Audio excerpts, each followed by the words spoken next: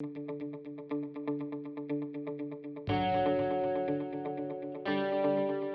morning. My name is Chris Fox, and today we're talking about what it takes to sustainably earn 5 figures a month on Amazon. How do you do that all the time?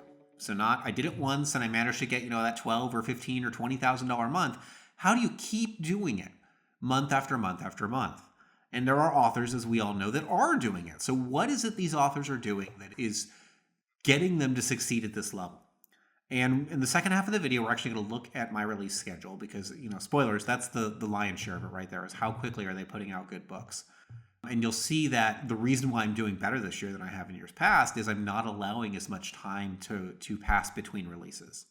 But anyway, before we get to that part of the video, I want to talk a little bit more about the principles behind what are required. Effectively, if you read my books Right to Market and Launch to Market, and then eventually Six Figure Author, if you'd read sort of that trilogy, then you understood what was necessary to conceive of, write, publish, and execute, and then market a series. And if you've done it once, you start seeing very quickly how much money can roll in. Lots and lots of authors have done this now. I know plenty of people that are making 5 figures a month or more. Some are making 6 figures, selling their books on Amazon. It is very possible to succeed at that level.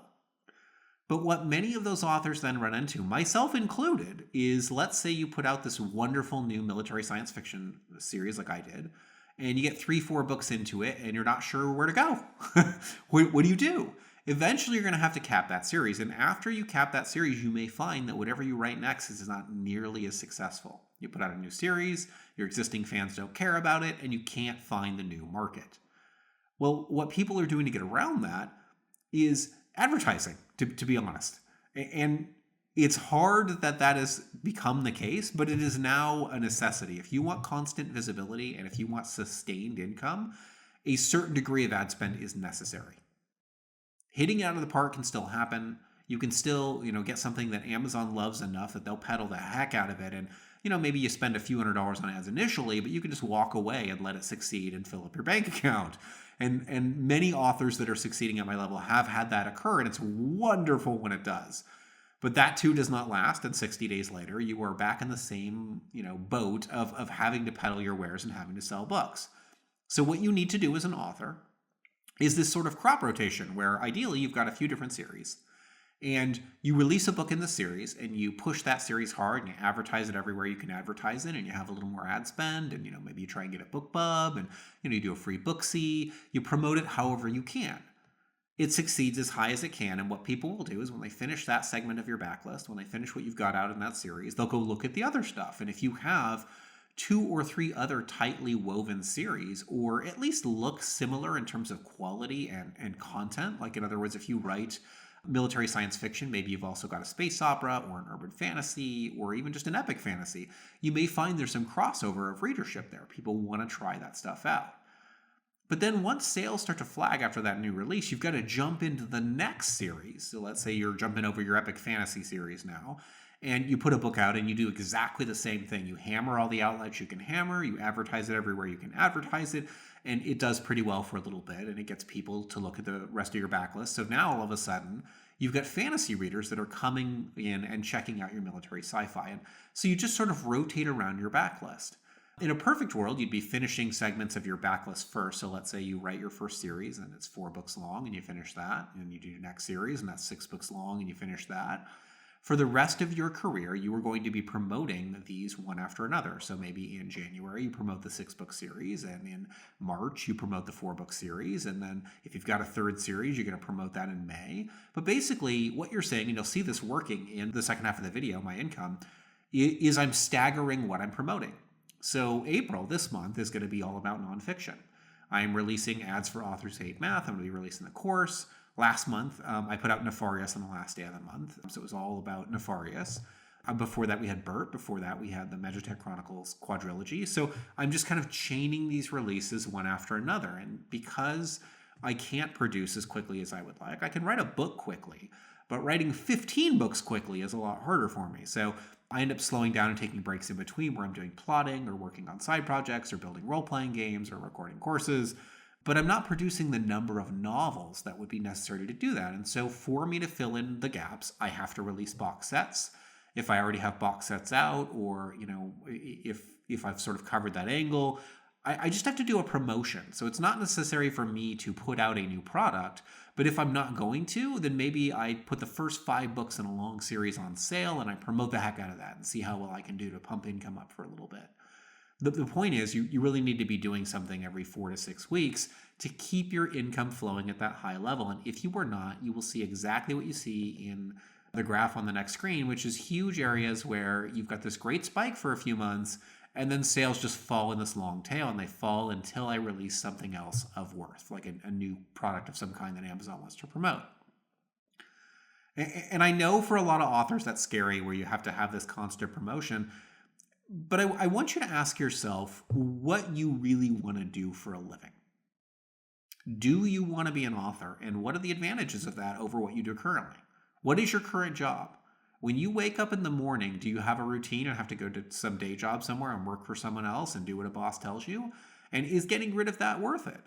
Because as hard as it is every day to do the writing, to work on the ads, to do the stuff we have to do, I chart my own course. I'm my own boss.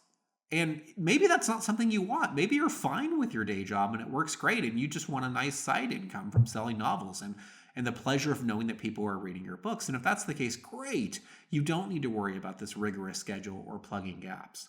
But if you want to succeed as a 5-figure-a-month author going forward constantly, it requires ad spend, it requires constant releases, and it requires you to do targeted promotion once every 4 to 6 weeks. There's no way around that. Anyway, let's look into the second half of the video. We're going to see my income. You'll see how I did in the first quarter. Spoilers, I did slightly exceed the goals that I had set. They were pretty aggressive. It remains to be seen if I can do that for the rest of the year. But I've been consistent so far, and so 1 quarter down, and I am on track. Anyway, let's jump in. Okay, so what we're looking at is my ebook income for the year so far. You can see for the first quarter, I definitely hit a record. 51,000 is just incredible. There has never been a point in my career where I have sustained this good of income before. And so we'll take a look at this in a few different ways. So first, why don't we do all time? You can see I'm going to hit 500,000 in ebook sales pretty soon. It'll be a few more months probably before that occurs, but getting very close. And you can see what my top earners are. Most of them are fiction. The vast majority of them, fiction really is where the money's at on Amazon. I'm not saying you can't make a great living with nonfiction, but I found that the burst of sales you get from Kindle Unlimited is just incredible, those page reads. I mean, you can see that's that blue here on this chart. The page reads are absolutely incredible for fiction, and I really love generating those. Anyway, if we go back to this particular quarter, you'll see that first month was 16,880. Then 16,987, and then 17,482. It's actually going up, creeping up over time. But then the percentages are different. So in February, most of it was page reads, but in both January and March, most of it is sales. And that's because page reads are short-lived. So I'm going to get a big burst of them whenever I put a book out, and they fall quickly. And what you'll see for April is odds are good, page reads will be higher because I just released Nefarious. There might be a little bit of an anomaly because I'm also releasing a nonfiction book. That's the Ads for Authors Who Hate Math book. So that'll probably skew sales a little bit more in that direction. So it's hard to know what's going to be higher, but April should be pretty good. But if we look back at my earnings for the history of my career, you see what happens is I will kill myself making a bunch of books. In this case, it was writing a trilogy. And then by the end of that trilogy, I'm so exhausted and ready to just, crash. And because the books are doing well, I had money in my bank account and could afford to do this. I did. So I took some time and I wrote The Great Pack. And I released The Great Pack, and it didn't do tremendously well because no one reads my Deathless series. And so for the next several months in a row, you can see my income just keeps sliding. And I was sort of panicked. I wasn't sure what to do because my main original series that I loved and had published and wanted to do well wasn't. I was 4 books into that series. And so I decided, okay, I'm going to release another military sci-fi trilogy. And you can see that happening in May of 2017. My covers were pretty terrible, at least as far as my covers go. All of them are at least pretty good. But these were some of the worst that I had released. And so you can see it didn't do nearly as well as when I put out Destroyer. I panicked again, and I wrote myself a new series. That's where the Magitech Chronicles comes out. And as you can see, it did tremendously well. People really like Tech Mage. That's this book right here. And because of that, I realized, okay, I'm on to something. I've really been flogging the Magitech Chronicles ever since. Plus, let's be real, it is really fun to write starships getting blown apart by dragons and planets getting blown up by gods. Just good stuff. But I've been flogging that ever since. And you can see, I'm not super consistent. This is book 1. This is book 2. Book 3, book 4, and then book 5. So I've got those big gaps in between, and because I wasn't doing a lot of promotion, I wasn't working on other series, I wasn't bridging the gap, that's where the problems were starting to occur. And let me fire up Author Central real quick. This is the ranks through Amazon for every author account in the world. So you can see it's a brief look at some of my, my top 5 sellers. It'll give me kind of a snapshot of how they're doing. But we're going to look at the author rank because this gives you the true story of how you're doing as an author. It doesn't always correlate to royalties and amount of money earned. But in my case, it does because I don't have any co-authors. So I'm not splitting any of this money with anybody. So my ranks and sales all come back to me. But in any case, what you can see here is you'll put out a book and then your ranks are all, for the next month. And then you'll put out a book and your ranks are all, until you put out another book. And that's always the case. And so the longer that you wait to put out a book, the longer and steeper these curves are. And so I put out a book. This was War Mage, the 4th book in the Magitech Chronicles series. Did pretty well. And it started to fall as all my other books do. But then instead of putting out another book, I went into, a cave of depression and didn't do anything for a couple more months. And now all of a sudden, my sales are dire. And it was the worst rank maybe that I've had ever. If not ever, then certainly in a very long time. Let's look at my sales as a whole. Yeah, you can see you got to go pretty far back for me to have a worse rank than I had in December. I've got to go all the way back to early 2016 before I went full time. Anyway, if we drill into the last 6 months or so, though, you can see where the real big differences start to hit. What happened in the past is I would just put out one book once every few months and call it a day.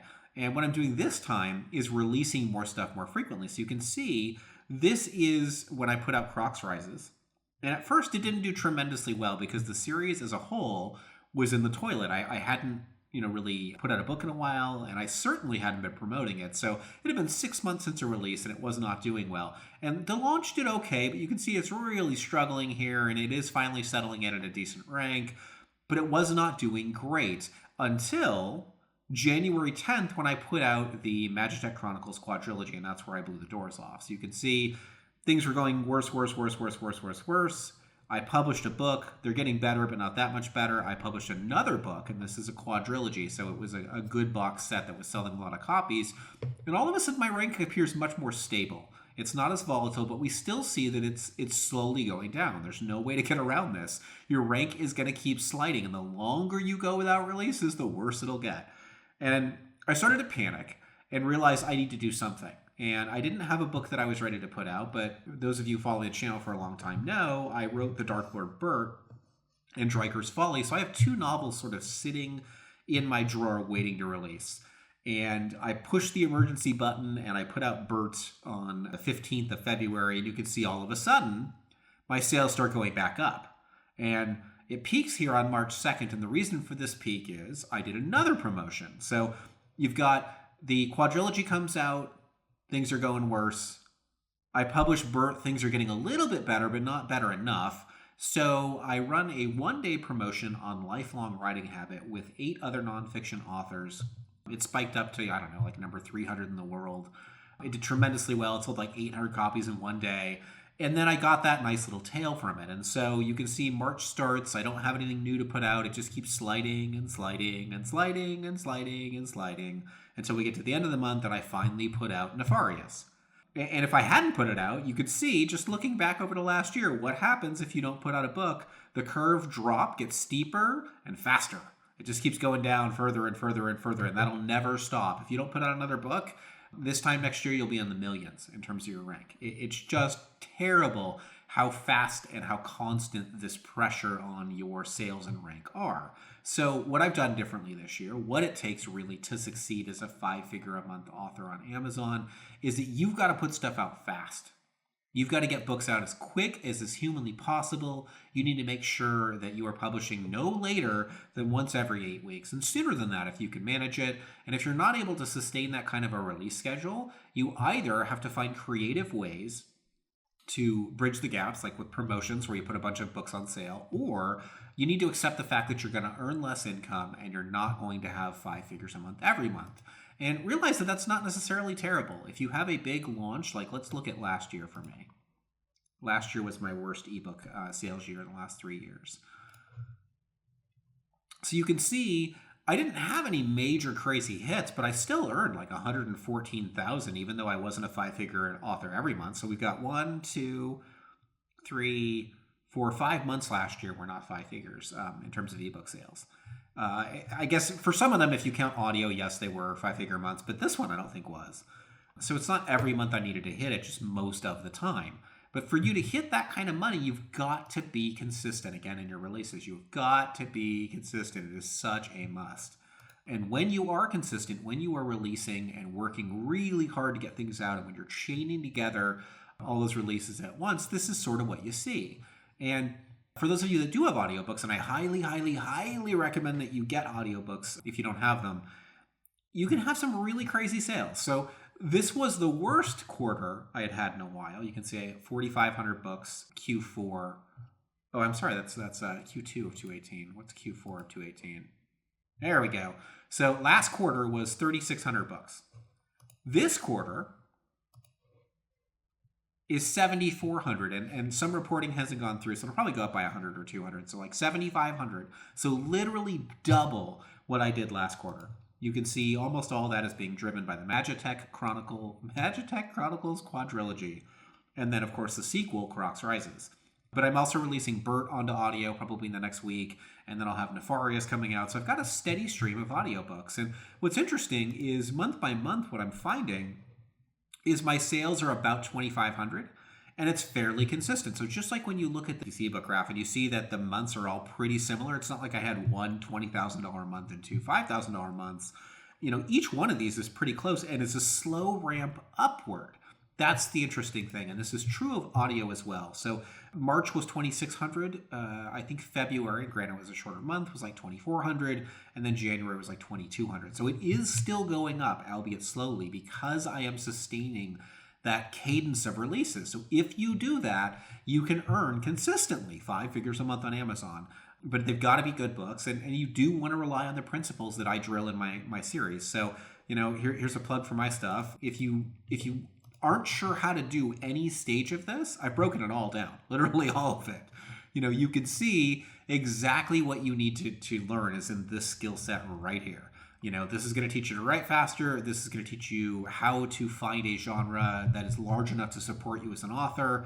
This is going to give you the motivation. And of course, I've got the plotting in case you need to learn how to do that. And then of course, how to market your book. So I've got you covered. And yeah, I know it's a bit of a plug for myself. Hopefully you've learned enough in this video that you'll forgive me doing that. But if you do need something like this, you know, maybe consider picking up one of these books. It does support me and support the channel.